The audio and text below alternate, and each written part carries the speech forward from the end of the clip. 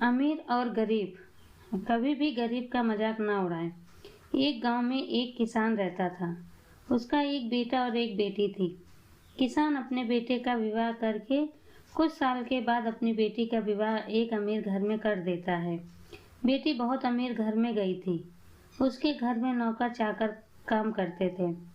किसान अपने दोनों बच्चों का विवाह करके इस दुनिया से चला जाता है। बेटी को धन की तो कोई कमी नहीं थी। वहीं बेटा बहुत गरीब था। किसी तरह खेती मेहनत मजूरी कर अपने परिवार का पालन पोषण कर रहा था। उसकी पत्नी भगवान भोलेनाथ शिव की बहुत बड़ी भक्त थी।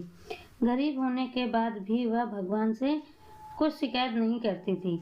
वह थोड़े में ही गुजारा कर लेती और अपने परिवार के साथ खुशी से रहती थी। वहीं उसके पति की बहन ज्यादा धन होने के कारण घमंडी थी। वह अपने भाई के गरीब के कारण उनसे कोई रिश्ता नहीं रखना चाहती थी। उसकी बहन धन के घमंड में इतनी चूर थी कि अपने भाई को देखना तक पसंद नहीं करती थी। समय बीतता गया और बहन के ननद की शादी पड़ी। उसने अपने भाई को बुलाया तक नहीं। किसी तरह उसके भाई को पता चला और वह बिना बुलाए बहन के घर शादी में चला जाता है।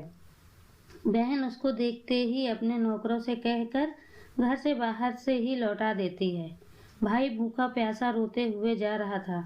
तभी रास्ते में उसको एक बूढ़ी माँ मिलती है। उन्होंने उस भाई से पूछा, बेटा क्यों रो रहे हो? इतने में वह अपनी सारी दुखदाई कहानी बताता है। बूढ़ी माता ने उसे समझाकर चुप होने को कहा।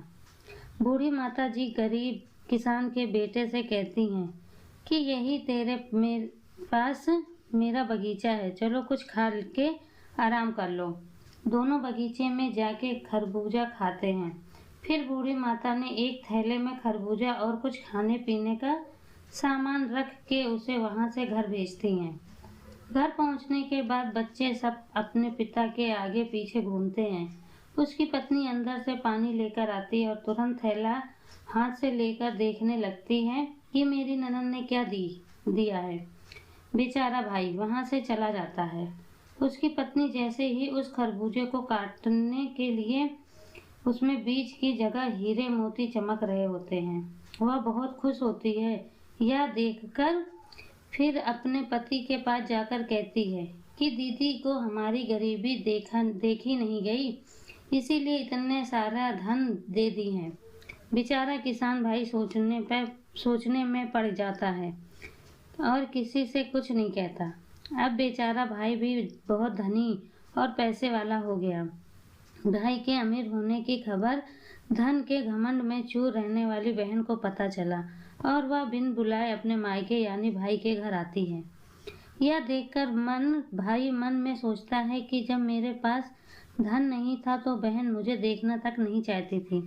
फिर भी उसकी पत्नी ने उसका आदर संस्कार किया।